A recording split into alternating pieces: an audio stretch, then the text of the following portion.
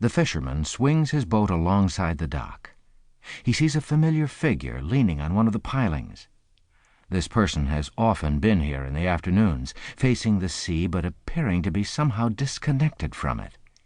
He seems rooted to the shore like a tree.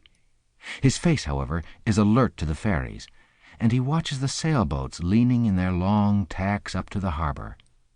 He looks as if he may envy the sailors at their tillers. There's something deeper in his gaze as well, which has interested the fisherman. It's as if the man is trying to puzzle something out. The fisherman has wondered what it might be. Is he hoping that the sea will cast up some lost memory of his? Is he trying to catch sight of the years hiding in the waves? Or is he simply fascinated by the ever-changing blues of the water and the air? The fisherman decides to speak to him. "Stranger, you on the dock. May I toss you my bowline, and would you take some turns on the cleat there?"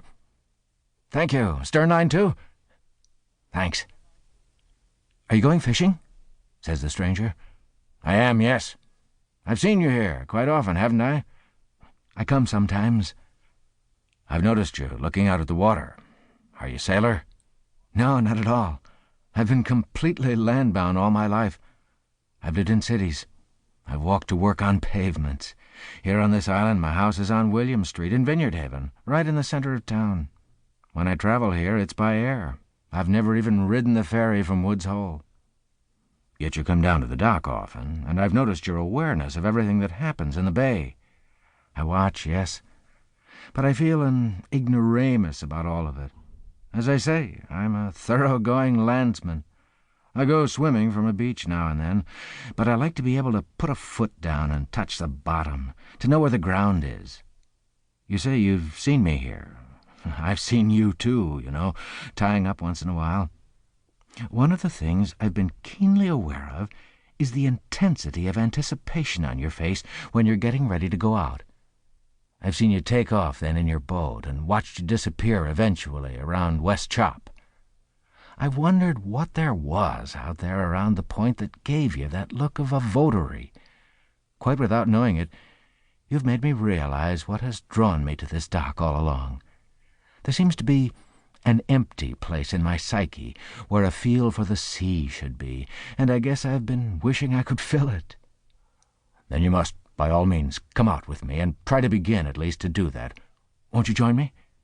I won't be out for long. You'll see some wonders, I promise." "I'd like to, very much. But I'm afraid I have a scruple. I hate the idea of slaughtering fish for sport." "I don't care for that either. I fish for the table. Do you eat chicken?" "Occasionally."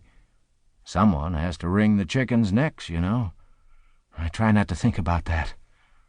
All I'm saying is that I'm simply going out to get my supper. If you come, I'll invite you to share the meal with my wife and me. Fish that's just been caught is as sweet as corn right off the stalk. But there's more to going out there than just shopping for food."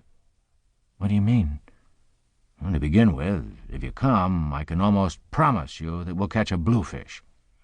I've fished for blues out on Middle Ground for 20 years, and I have the honor of knowing them well. I've a good hunch where to look for them today. You'll hold the rod and bring one in. I feel sure that, in spite of your bias, that'll be an event in your life. Blues are magnificent animals. I tell you, I'm very much in awe of bluefish. That's not all. Today, if you go, we'll troll along Middle Ground. That's a narrow underwater sandbank which reaches out slantwise into Vineyard Sound on the other side of West Chop from here.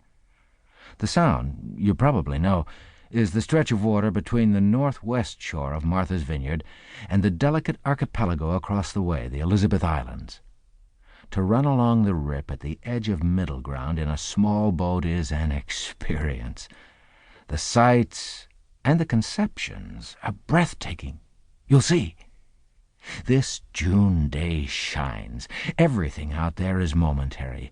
The waves constantly change their period and their curl and their texture as the currents and winds restlessly shift and wax or wane. And the The sky gives its blueness to the sea its greenness back to the sky, and both are written on by clouds. You'll hear a deep and complex drumming of time out there as the engine ticks at 900 revolutions per minute through metronomic waves over the shoal formed by the glacier 20,000 years ago.